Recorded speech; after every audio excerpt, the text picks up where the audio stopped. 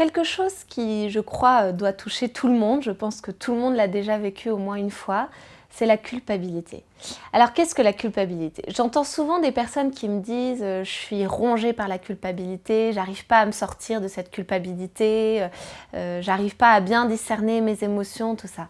En fait, ce qui se passe, c'est que la culpabilité, c'est très positif dans la mesure où ça nous permet de faire cette distinction entre ce qui va m'amener vers mon bien à moi ou ce qui peut m'amener vers mon mal à moi, vers ma destruction.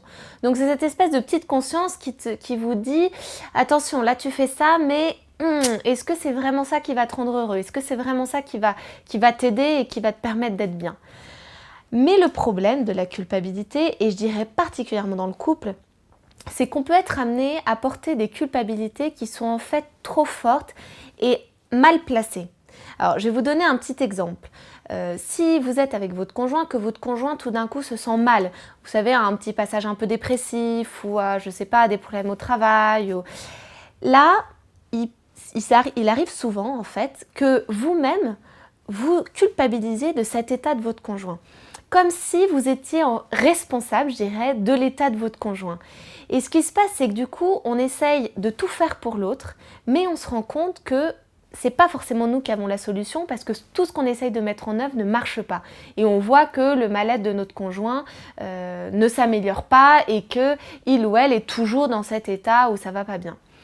Et en fait, très souvent, j'observe que suite à un mal-être comme ça d'un des deux conjoints, je vais recevoir les deux conjoints et les deux vont être très mal, comme si quand il y en a un qui se fondre, il faut que l'autre s'effondre aussi. Or, c'est pas le cas. Je crois que c'est vraiment important d'arriver à tenir, d'autant plus quand l'autre va mal, pour nous protéger, nous préserver et pouvoir apporter à l'autre ce qu'on peut lui apporter. Mais non pas apporter à l'autre quelque chose qui n'est pas de l'ordre de la mission que l'on doit accomplir. En fait, c'est vrai que c'est important, et je le dis très souvent, on n'est pas thérapeute de son conjoint, on ne doit pas être sauveur de son conjoint. On doit être là pour l'accompagner, on doit être là pour le soutenir, pour être empathique, mais pas forcément pour arriver à le ou la guérir. Et ça, je crois que c'est très important, parce que du coup, à force de vouloir absolument combler l'autre, le rendre ou la rendre absolument heureuse et bien dans sa peau, nous, on se met une pression qui fait que quand on voit que l'autre, et ça arrive heureusement parce qu'on est complètement différents et l'autre ne nous appartient pas, quand on voit que l'autre ne va pas bien, ce n'est pas forcément de notre faute. Mais on a tendance à se dire ça peut être de ma faute. Donc faites très attention à cette culpabilité. Il y a les bonnes culpabilités qui vous permettent d'aller vers le haut. Et il y a les mauvaises culpabilités et celles-là, vous les verrez quand ça vous met dans un état qui est mauvais, quand ça vous met dans une espèce de destruction.